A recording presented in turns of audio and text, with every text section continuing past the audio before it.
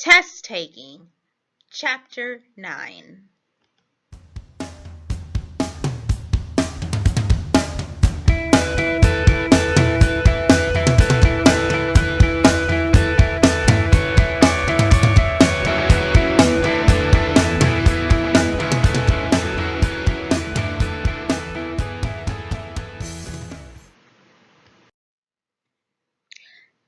Taking tests in college can be a nerve-wracking experience, even when you've had a good grasp on the material and have studied well.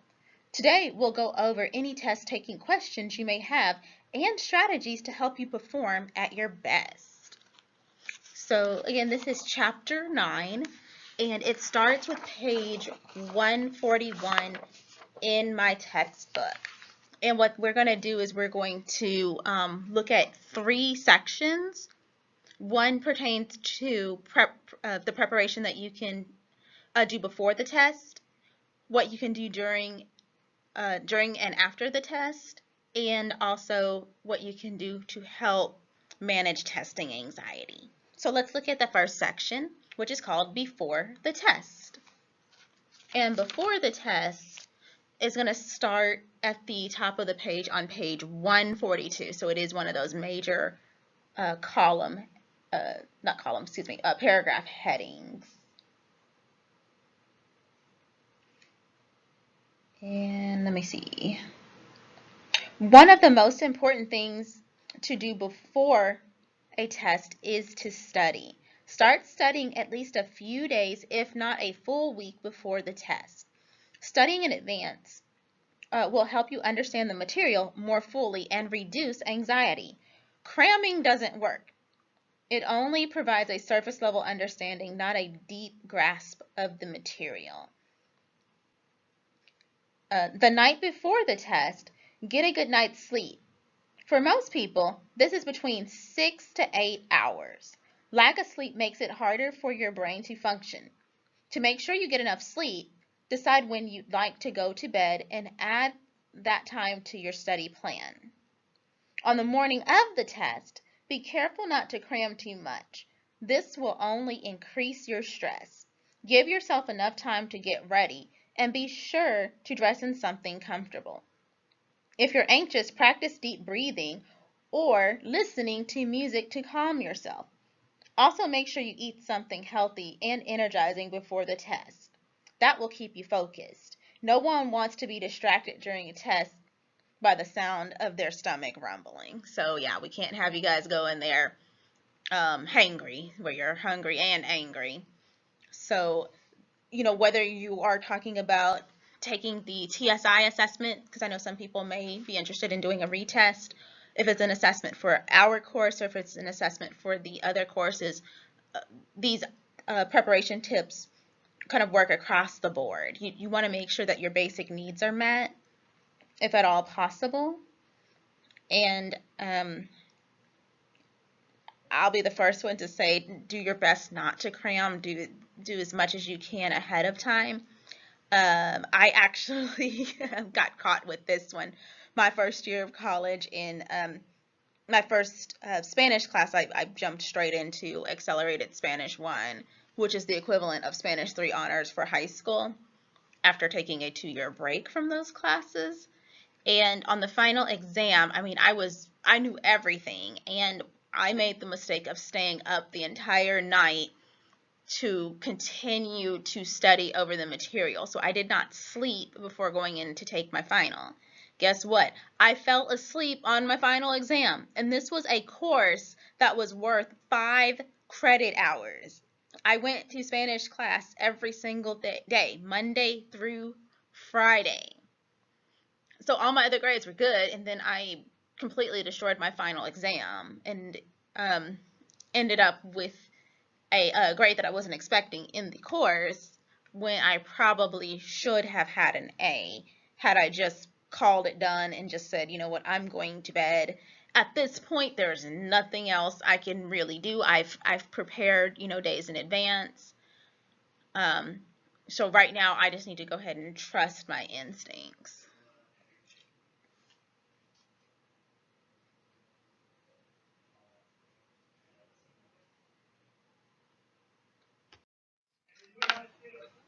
So now let's look forward to during the test.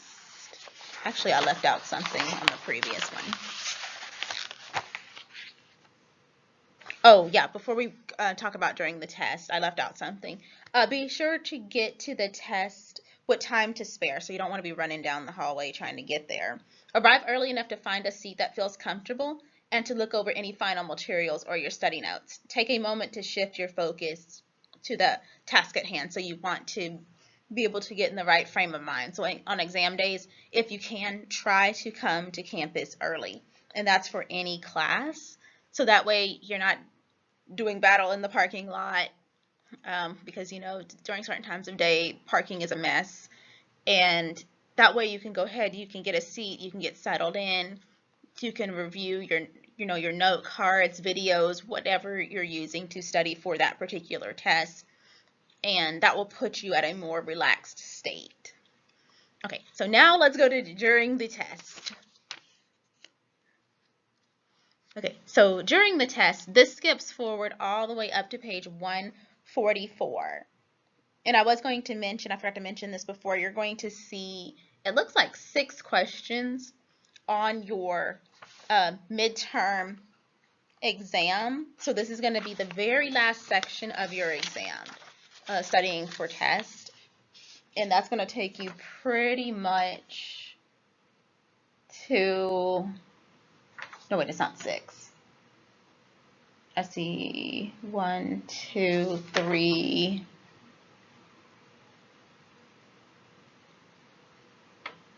Looks like about 4. Okay, not 6, there's 4. There's a couple of other ones that kind of jumped around a little bit that are going to be related to being split between preparing for an exam, what you do during the test, and what you do after. So make sure that you're taking some notes. So during the test, here's some tips that you can follow.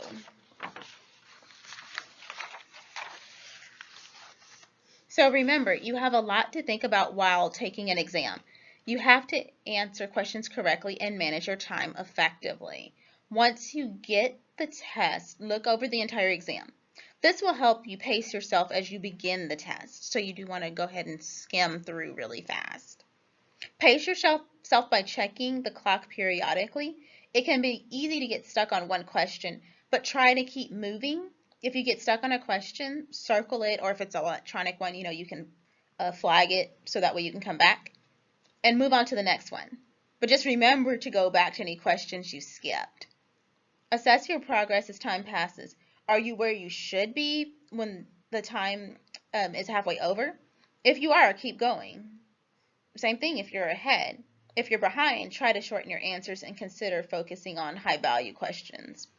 So in some cases, some of your questions, depending on if it's a combination test with multiple choice, true, false, and short answer and essay questions, sometimes the short answer and the essay questions weigh more than the multiple choice questions. So you may want to get the longer ones out the way first and then backtrack, because you don't want to run out of time at the end, and then you discover, oh no, I had an essay question that was worth 25 points. Get your 25 points and then come back in and start picking up those multiple choice questions that may only be worth 3 to 5 points apiece. Let me see. When you're doing your essay questions, remember to be concise. Exam answers don't have to be beautifully written. If you're in a time crunch, you might need to use bullet points.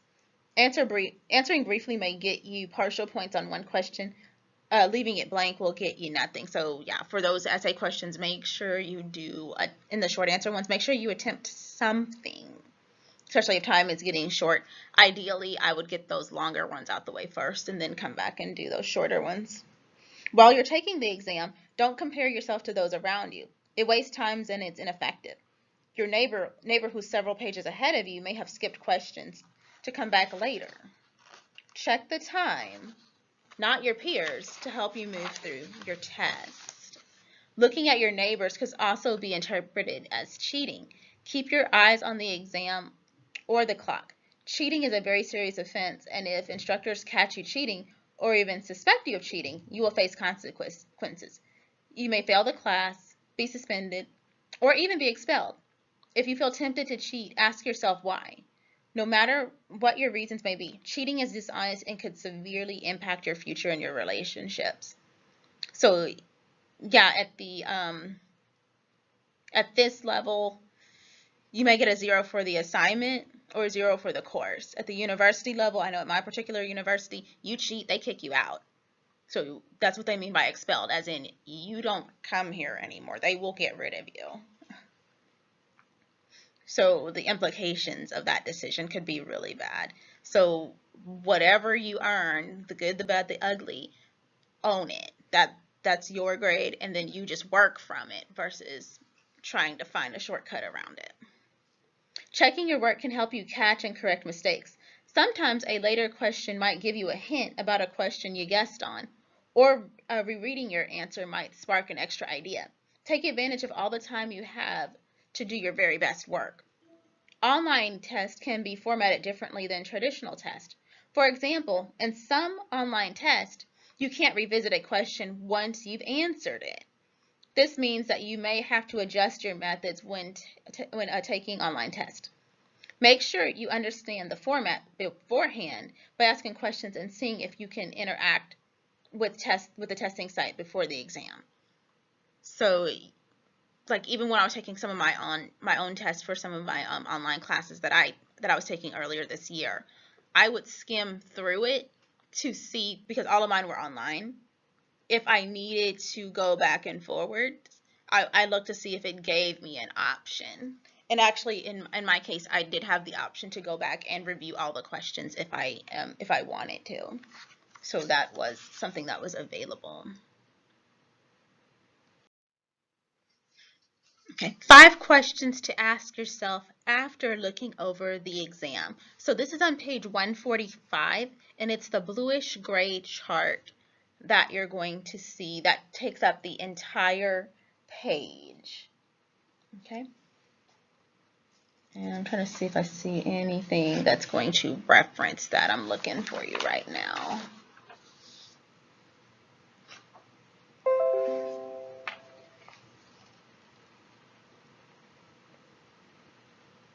Test in advance.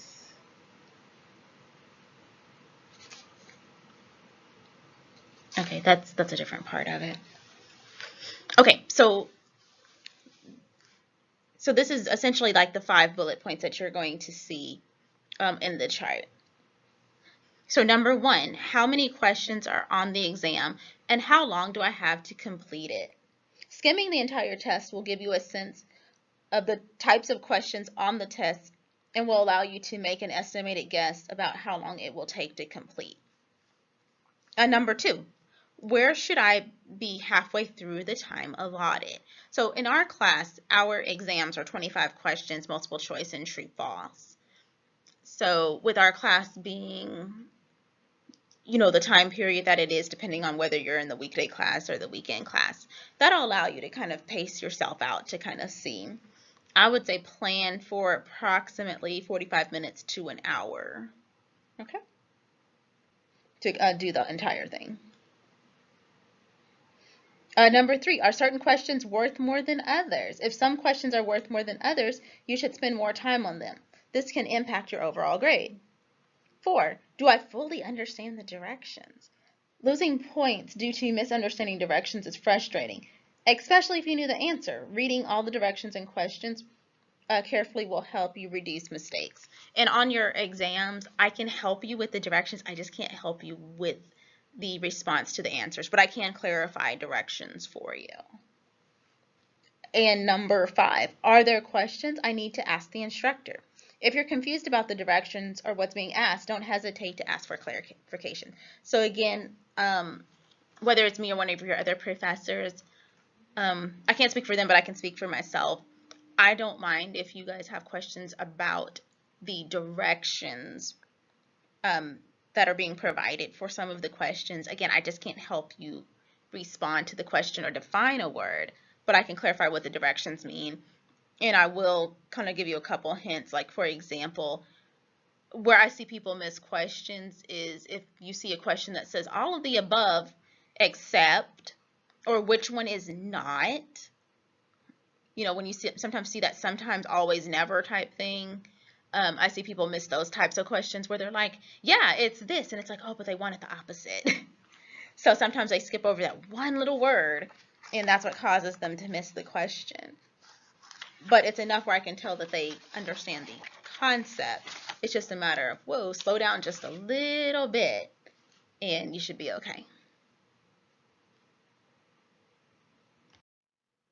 Okay, so skipping ahead a little bit, taking the test. And just above that, on page 146 in my book, it says visual walkthrough. And this is a combination of the information on 146 and 147. Most of it is from page 147. And these are just reminders that you want to go over when you're taking the test.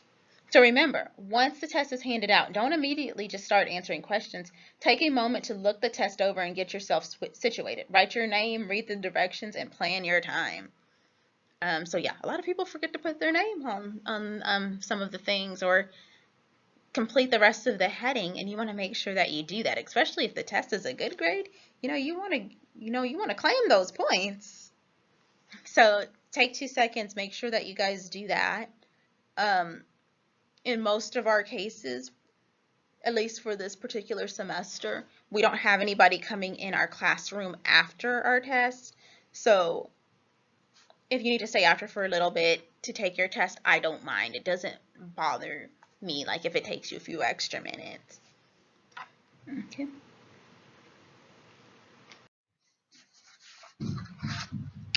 Five ways to learn from your testing mistakes.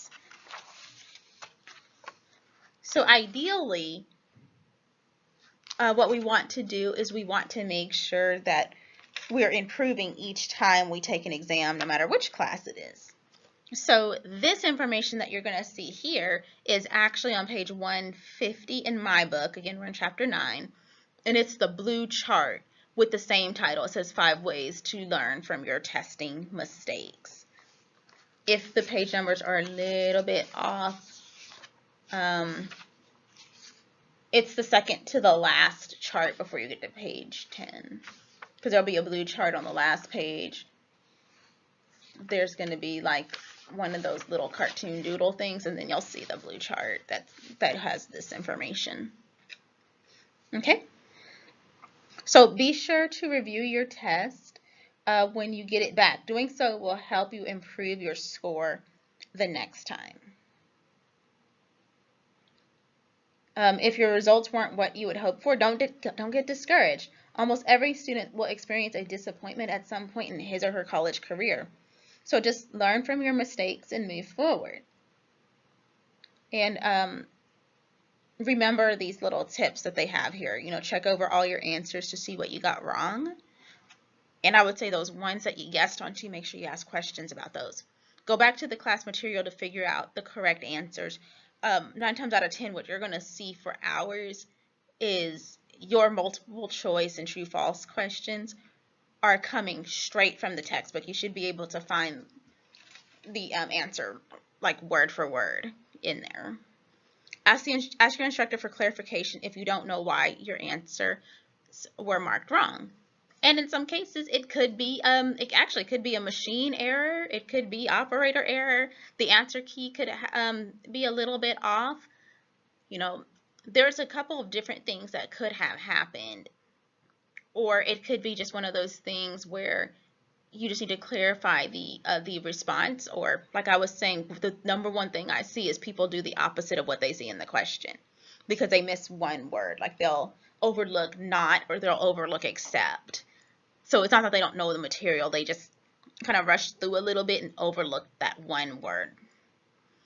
If you're going to be tested again on the same material you missed, make sure you fully understand it for the next time.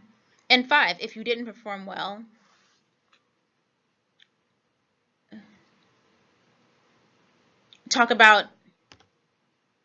if you didn't perform as well as you'd like, talk with your instructor about class-specific test preparation tips before the next exam. And then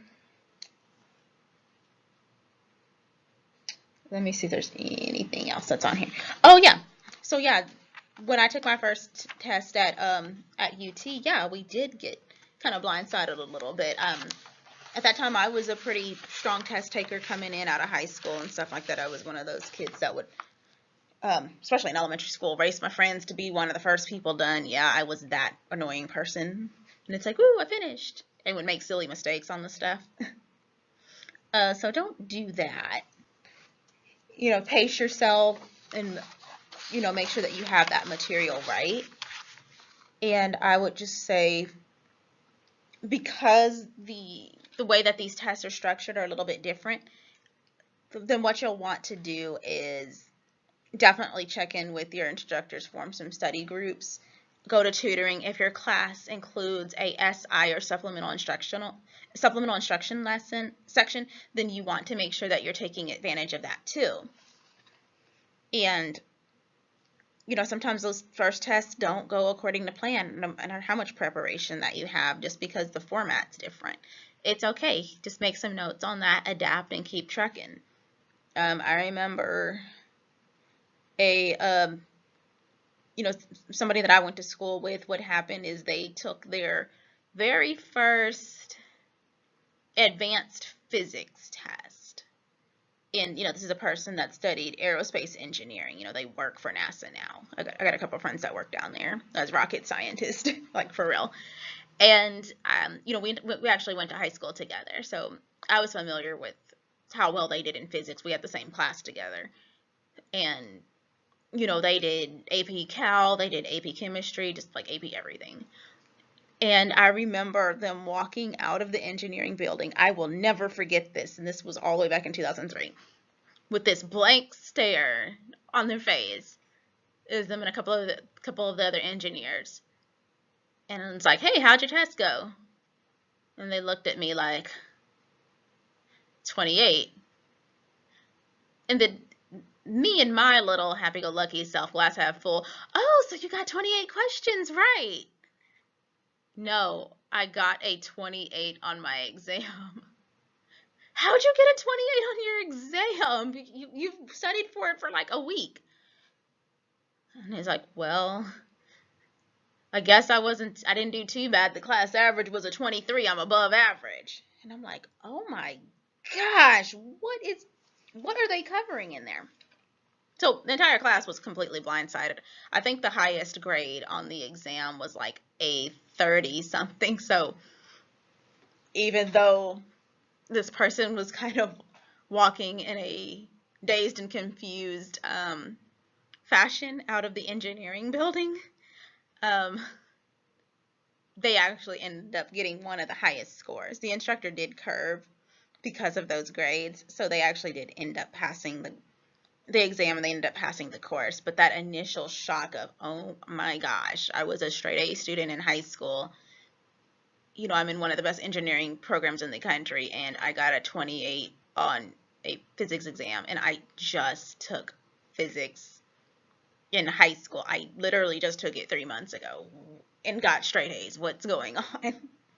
So sometimes there's some things that can kind of catch you off guard, and you know, you learn from them.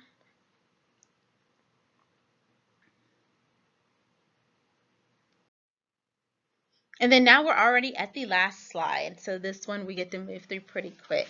So now we're going to look at managing testing anxiety. And these are the last 3 pages of chapter 9. So for me, it starts with page 152, and it goes through all the way up to page 154.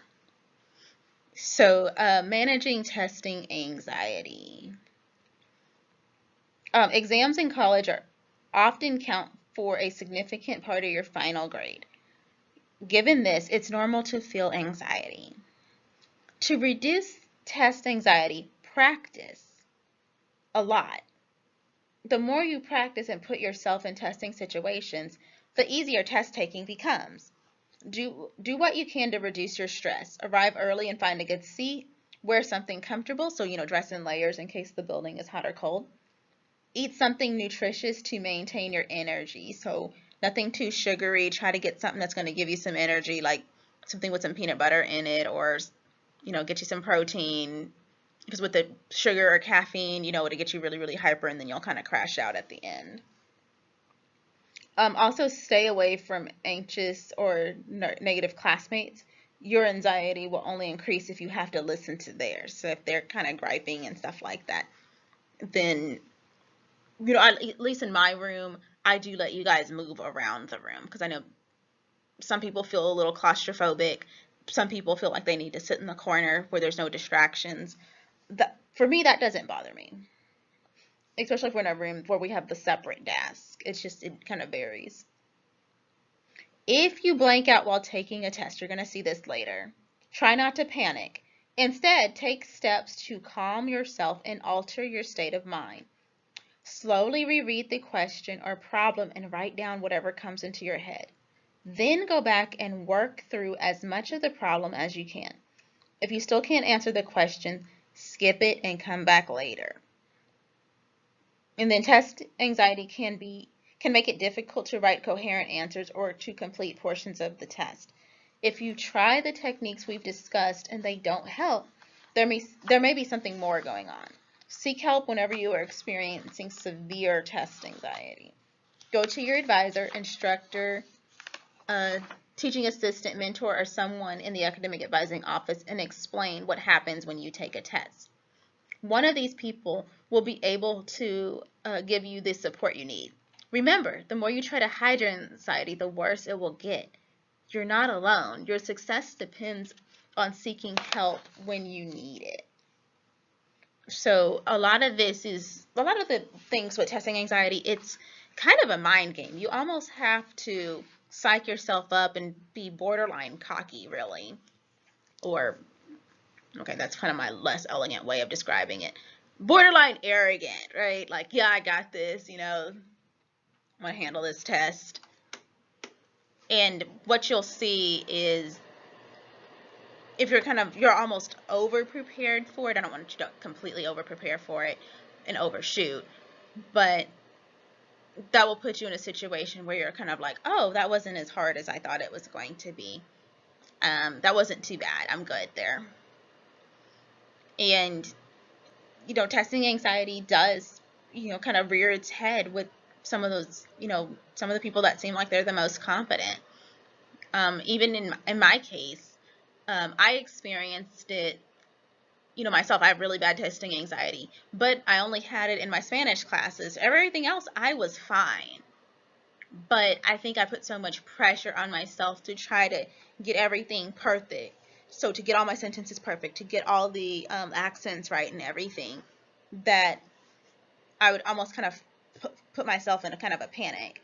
And that it did happen in one of the exams in my third or fourth class that I took at UT.